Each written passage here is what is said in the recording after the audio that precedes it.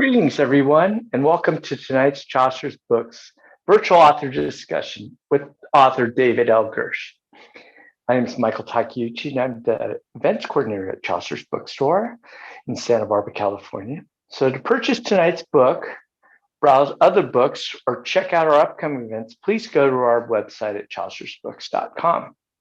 Our next virtual event is set for Sunday, November 7th at 11 a.m. Remember the time change, when children's book author Gabby Donne and illustrator Ian Morris join us. The next day on the 8th, we'll actually go live and have our first in-store event in over 20 months when we welcome local author Mary Dora. A little over a week later on the 17th, to help us celebrate our 47th anniversary this month, we are bringing in New York Times bestseller Susan Orlean to the store for an in-person talk so she can talk about her latest release on animals. Again, for more information, visit our website at chaucersbooks.com. While our guests and I are the only ones seen and heard on this webinar, please feel free to utilize the Q&A function located at the bottom of your screen. Tonight's event is being simulcasted and recorded for our YouTube channel and will be available to view after program's completion. So let's begin. Tonight we welcome local author David L. Gersh. He's a retired attorney who graduated cum laude from Harvard Law School and was once the editor of the Harvard Law Review. In recent years, after a long, illustrious law career, he's embarked on a new career in recent years, that of writer. The published poet and award-winning author has penned 7 books: Potluck, Art is Dead, Going, Going, Gone, Desperate Shop Girls, Art Attack, How to Collect Great Art on a Shoestring, and now his latest book, the Civil War historical novel, The Whisper of a Distant God. We're so pleased to welcome David L. Gersh. Hi, David. Hey, how are you? Well, thank you for joining us. And joining us tonight, I should say, is who's going to lead this conversation is former journalist and television producer Ann Reddy. Ann has worked on numerous shows, including the Dinah Shore Show, the Regis Philbin Show, and many others. She's also an accomplished novelist who's written her own work and is due out next year with another book. So please welcome Ann Reddy. Thank you, Michael. How are you tonight, Ann? Very excited to be here. I'm glad about his books, huh? Yeah, I bet. So about this book, Whisper of a Distant God, what appealed to you most about the writing? Well, I'm a big fan of his main character, Louisa Canby. He got her voice just perfectly. And I think it's great to know what role at least one very special woman, the Angel of Santa Fe, had in the Civil War. And you'll hear another of his characters' voices tonight, which is one of the Confederate crackers who he got just perfectly. So David has a very, very good ear for dialogue, and I think you'll enjoy it. Does he do the voices? He does the voices. I love it. I love it. So without further ado, you do have a trailer, which I saw, which is quite amazing. If you don't mind sharing that before you begin your talk, and then you can begin your talk. Sure. Thank you, Michael. Thank you. And I'll Let's begin before David and I have a conversation by setting the stage for the American Civil War that was fought in the early 1860s.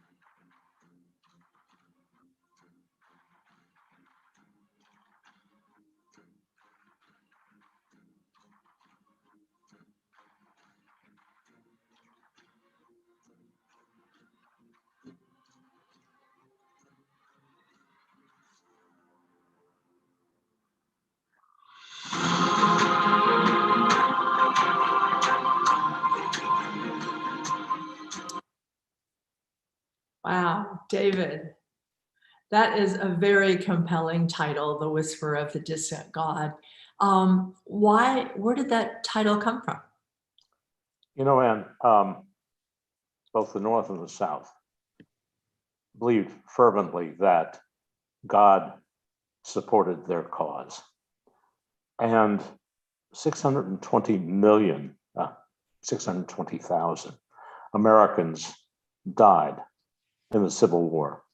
That's more American deaths than in all other wars the United States has fought combined. And it just seemed to me that if God favored either side, it had to be the whisper of a distant God. A very distant God. Very distant. Your book has been compared to Killer Angels, and it was the same war. How do you respond to that? Well, to be mentioned in the same breath as the Killer Angels is very special. Michael Shar's book, excuse me, I believe is the finest piece of historical fiction ever written. And it just, my heart stops to be mentioned. His book was about Gettysburg. My book is about a much smaller battle called the Gettysburg, it has been called the Gettysburg of the West, but it was a pivotal battle. In one sentence, tell us what your book is about.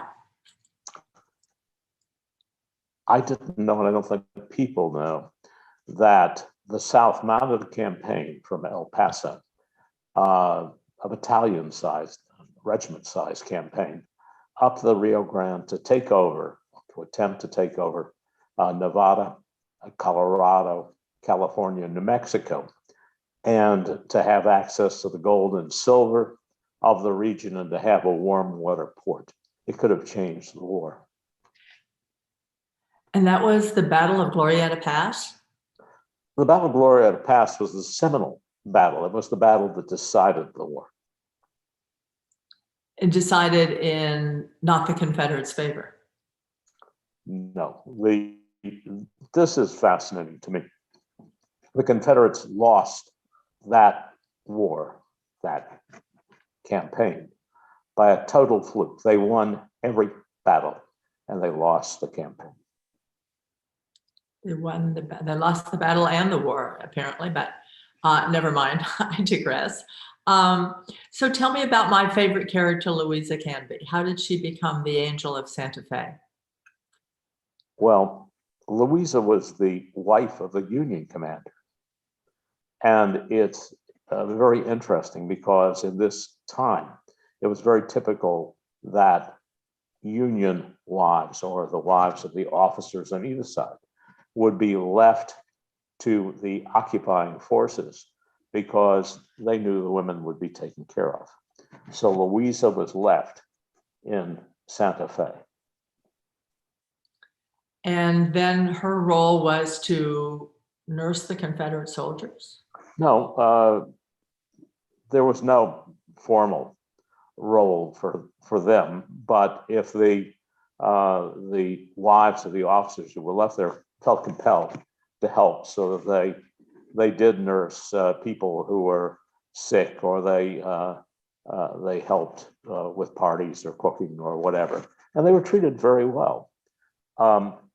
When the Confederates, what happened in this battle was that by a total fluke and a total error of military judgment on the basis of the Union field commander, a separate force that he had detached from his own command happened upon the Confederate wagon train and burned it completely. Now, when the Confederates went to war, everything was left on the wagon train. They took 3 days of rations. They took 3 days of ammunition. All the other ammunition, all the blankets, all the food, all the clothing was in the wagon train. And when the wagon train was destroyed, here were these 1,400 men who were in the middle of the Rocky Mountains. It's freezing cold. They had no food, they had no blankets, they had no shelter.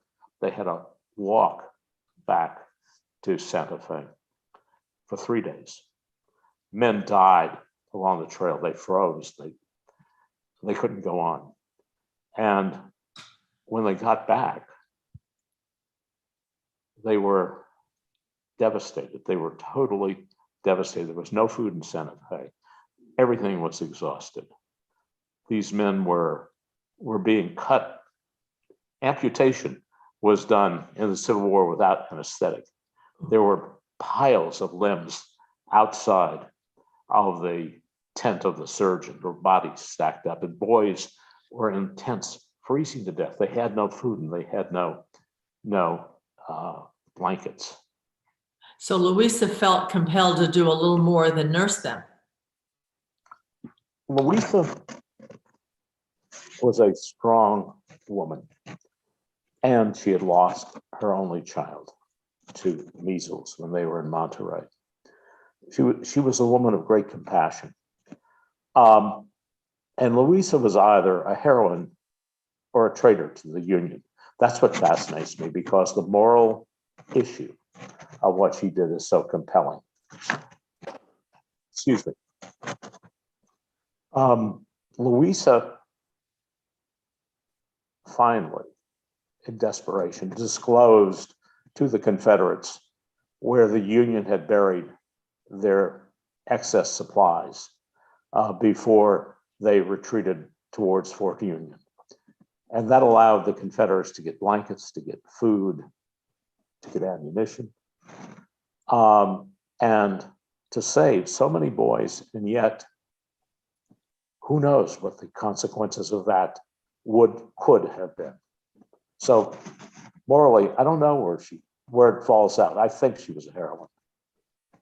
Yeah, haven't you told me that a traitor is defined as someone who gives comfort to the enemy? That is the specific legal definition of a traitor. Traitor, a person who commits treason.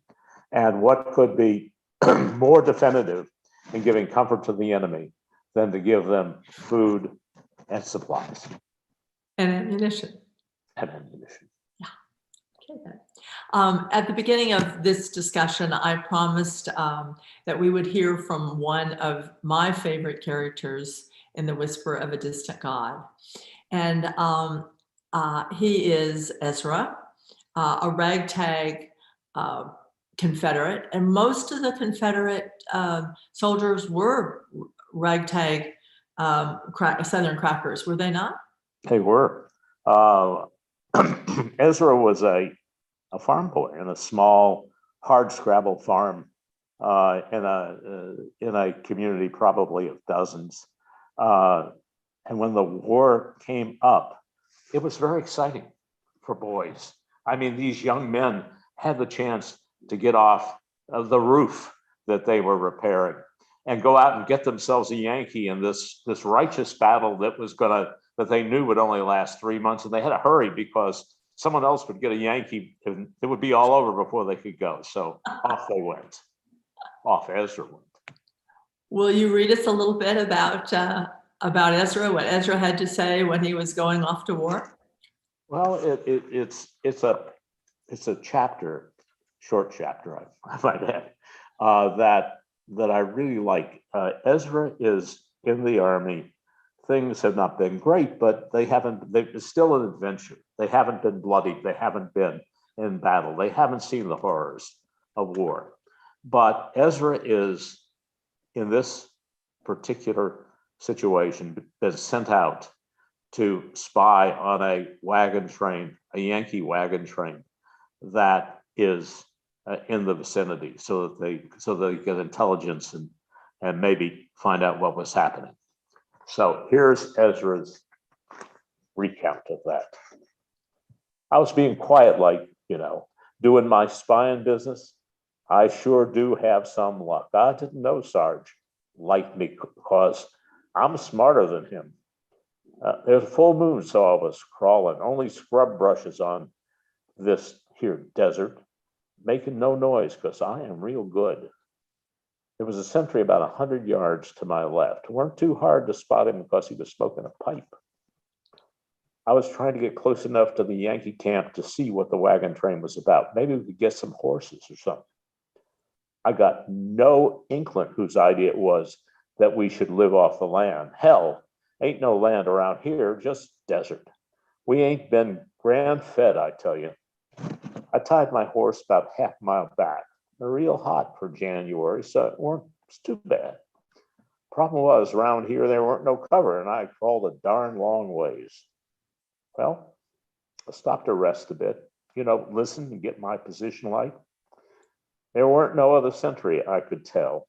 So I crawls around this bush, and damned if there weren't the biggest rattlesnake I done ever seen. And being a Texas boy, I've seen a few. Must have been 6 feet long and thick around as my wrist. He weren't no happier to see me than I was to see him. Well, the Yankee sentry was facing in the other direction, smoking his pipe, which was good, seeing as I didn't want to tangle with that snake. One thing we boys do know our snakes, and this was a meanin'.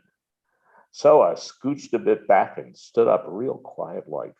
I took one step backwards, and dang me if there weren't another one rattling away. Well, I figured quiet wasn't getting me nowhere. So I lit out with my tail was on fire, jumping bushes and running like all get out. There was a shout behind me, but I just ran faster. A bullet snapped, but I was running so fast, none of them bullets could catch me. I heard our voices and more bullets coming in, but I was getting smaller in the distance, I figured. Must have been about 10 minutes before I slowed down. I wouldn't have then, but I left my breath back about quarter mile. I was scooched over trying to find it.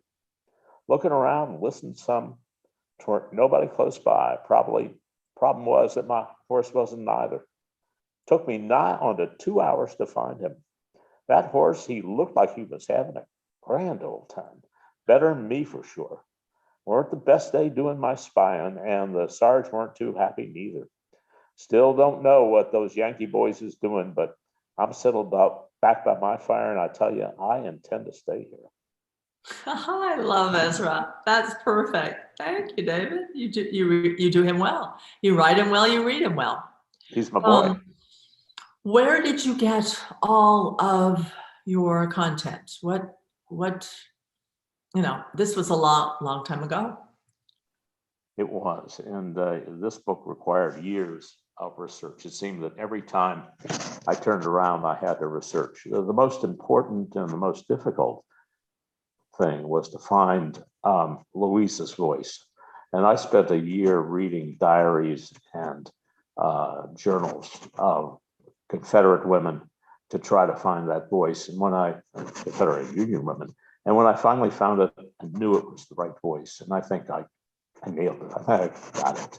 The other voices are just, in here. And they weren't as hard, but Louisa was hard. Louisa is good. I feel like I know her. What became of Louisa? She was a traitor. Well, she was. And she admitted what she did to her husband. Now, her husband, remember, was the Union commander, the guy who was commanding the other side. And he was distraught. Ultimately, he forgave her. And I think that he learned one of the most important lessons that you can learn, that anyone can learn, but which creates the ambiguity of the whole situation. Because there are different kinds of right and wrong. His was based on duty. Hers was based on compassion. I don't know who's right. I only know that, thank God, it came out okay. And she was known then forever after as the Angel of Santa Fe. To the Confederates, which is a great honor.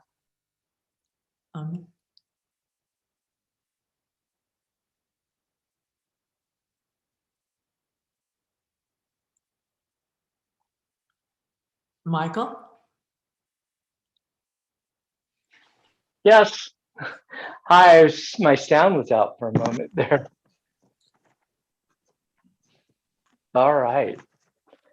Okay. My sound just went off when I tried to talk to you. All right. There's a question here. the language is very authentic. Was this a big challenge for you to find how your characters spoke? As I said, it was indeed. I'm a Civil War buff, and I probably read 100 books on the Civil War.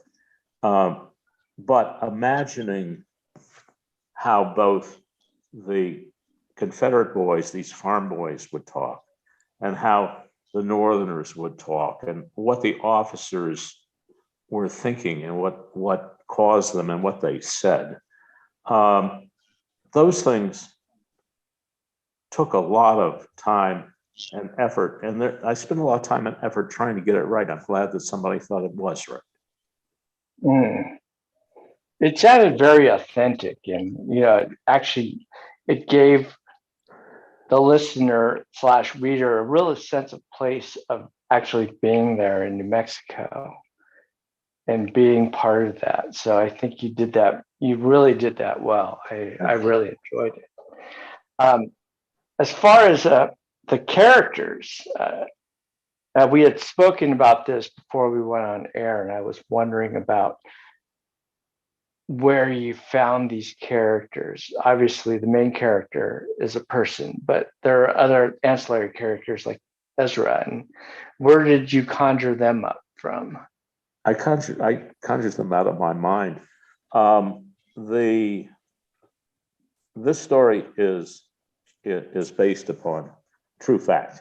All of the characters, all the officers, all the events are real. And there's some wonderful things in here, because Sibley and Canby were friends. The families were friends before the war. They shared Christmas together. And the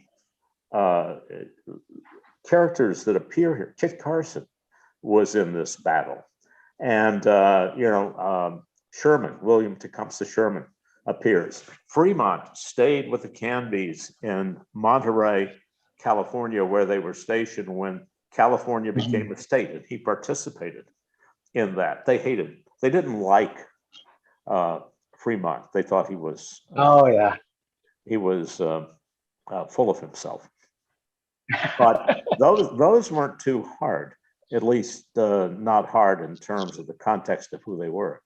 The two, the Union private and the Confederate private, were much more difficult. And but I wanted to tell their stories. I wanted this to be real, and the reality of it to me was on the people who were holding the muskets, who were being shot at, who were dying, and who were fighting not for some grand ideal, but because they were. So I get the sense that you wrote this with a lot of empathy for, like you said, for both sides. And I was wondering, where does that come from? Does that come from your own personal experience? Well, being an attorney and. Well, no, funny you should ask. I was born in Atlanta, Georgia. And while it might be controversial, I have, and one of the questions I pose to the discussion issues is, how is the secession of the South different than the revolution that created this country? I mean, how did they differ? Now, I'm glad it came out the way it did, and I certainly didn't believe in slavery, which was a terrible institution.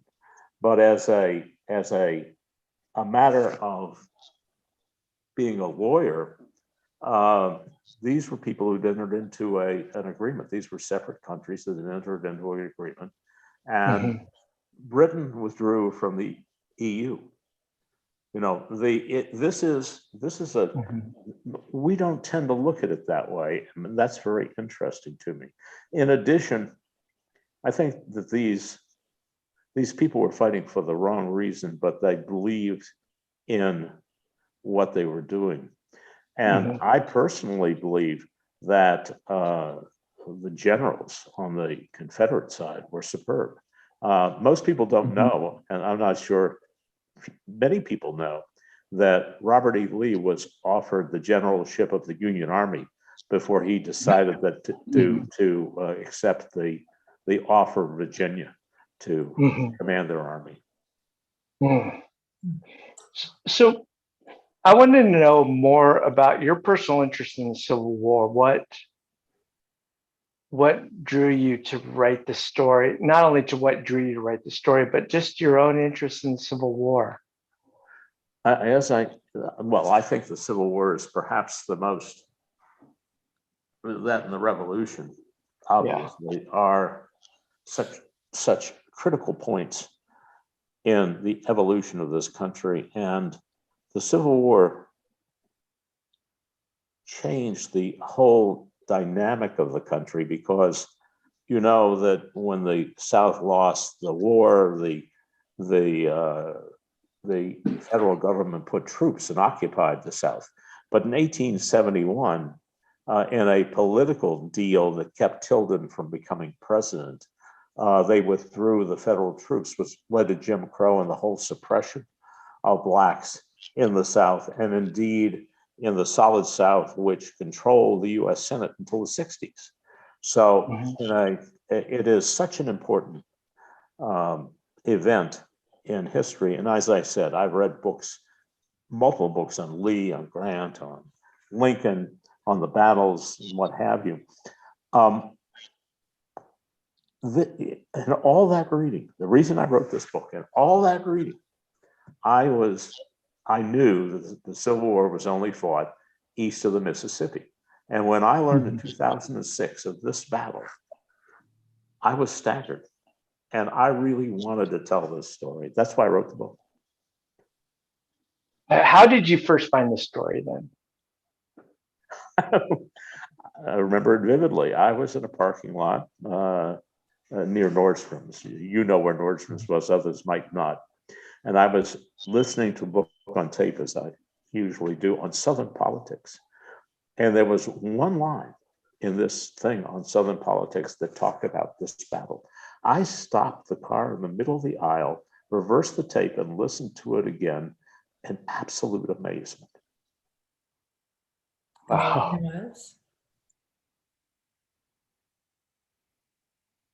And what was that again? I wondered what the line was. Oh yeah, indeed. I want to know too. I don't know what the specific line was. It was a line about this battle that the Confederates fought that might have changed the war.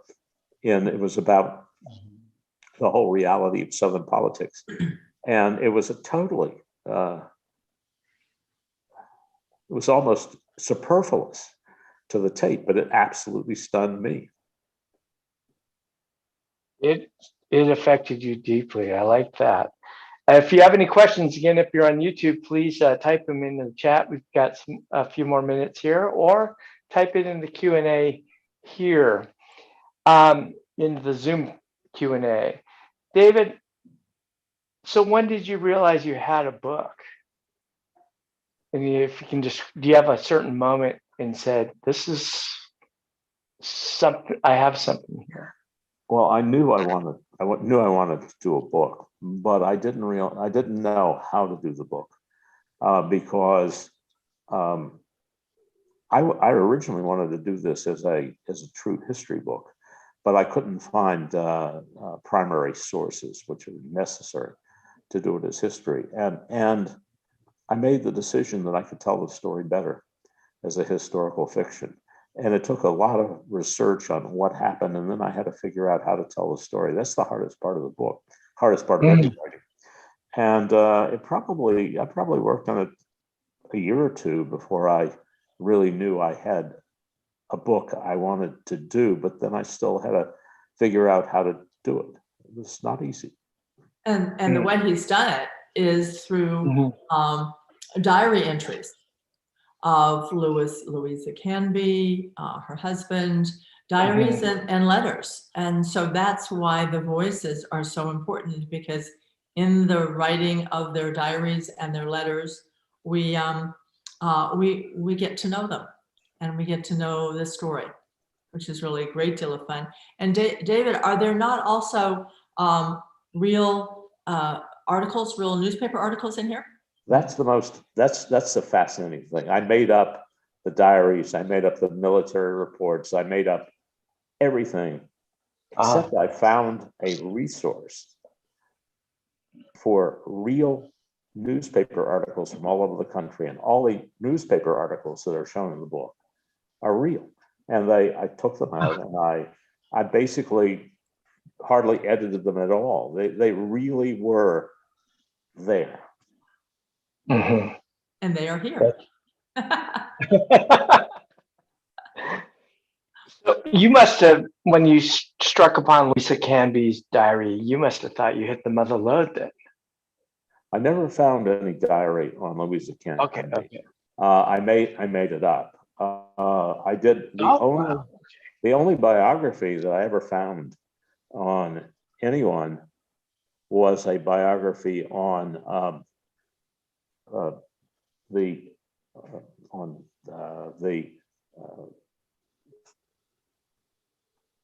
Confederate General Sibley, which was very interesting. But I wish I had been able to find a diary on Louisa or any kind of history. So that makes it more impressive, because you had to recreate that personal part. I did so much. And this took you a good 5+ years to do, didn't it? Yeah, it's by far the longest time I've ever spent on a book. But it was great fun, because I love to do research. And the only thing I'm glad of is that I got so involved in the research. I'm glad I had time to write the book. Did you fall back on your lawyer training, as far as, because you have to do so much research for court cases, and did that help? I guess, because I did research my entire career, but it's fun for me digging into things and finding out how they work, or how they happened, or why they happened, and that was very satisfying. For both of you, this question is, and David, as writers, if there are people watching out there who want to be writers, who are writers, what was your key to be able to start and finish a process, something so big as a book? And you please jump in there and answer the question as well. You go first. Okay. And just one thing, not to give too much away while I think of my answer. The book starts where an amputee, Ezra, comes back and visits Louisa's grave. So it starts with a great deal of poignancy. Wow. I think a writer has to write.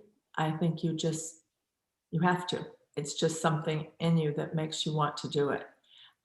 There's an old joke among writers, I'd rather blacktop the driveway really than sit down to write, but I have to write. And so I have found that spending a couple of hours every morning before the world intrudes gives me an opportunity to just write. And so that's how I do it. But I think David is different. I wish I had that discipline. I don't. I write when I want to write, but I really wanted to write this. And it's writing a book is a grand puzzle, trying to figure out how to tell the story and how to get across the idea and the feel and the roundness and the smell and the taste of what you're trying to say. I love the process. I love doing it. I love writing about things I care about, which is why I write the books I do. And I usually start, when I'm talking to people who want to write, to tell them the most important thing to do is to plagiarize. Now, that causes a lot of consternation when I say it. And the reason I say it is because the way to write, in my view, is to read.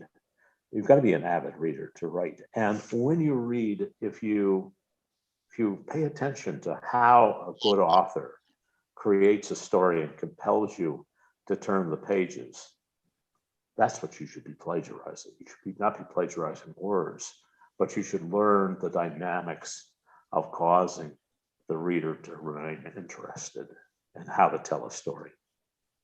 Mm. And a big part of being a novelist is that having been both a nonfiction and fiction writer, when it comes to fiction, where are you going to get your material? And for me, a lot of it is very autobiographical. I think for most novelists it is. It's like, yeah, I remember that happened to me. I'm going to work that in, and I'm going to get to know my characters. And David has said this often. My characters really know themselves and, want to be free to tell their story. And so when you really get to know your characters that well, and they're writing it for you, it's heaven. And that is one of the reasons that this book was so hard to write, because my other fiction books do have a huge autobiographical element of one kind or another in my many shades of personality. This book does not have my voice. This book is removed from my voice, and that made it all the more difficult to write and to get the feeling and the reality of the characters. That had to take a lot of courage. I mean, courage, they say, is it's not the absence of fear, but it's persevering despite having the fear. And it sounded like you had to overcome a lot of fear. I have to tell you that I think writing a book is the crossroads of humility and hubris. Hubris because you think anyone will want to read what you write, and humility because you're afraid they won't. That's great. I'm gonna plagiarize that. Oh, please do.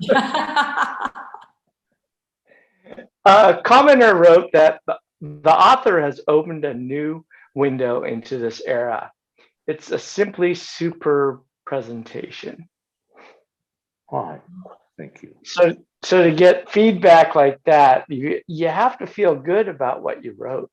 Oh, that's very nice. That's wonderful. It makes me feel great.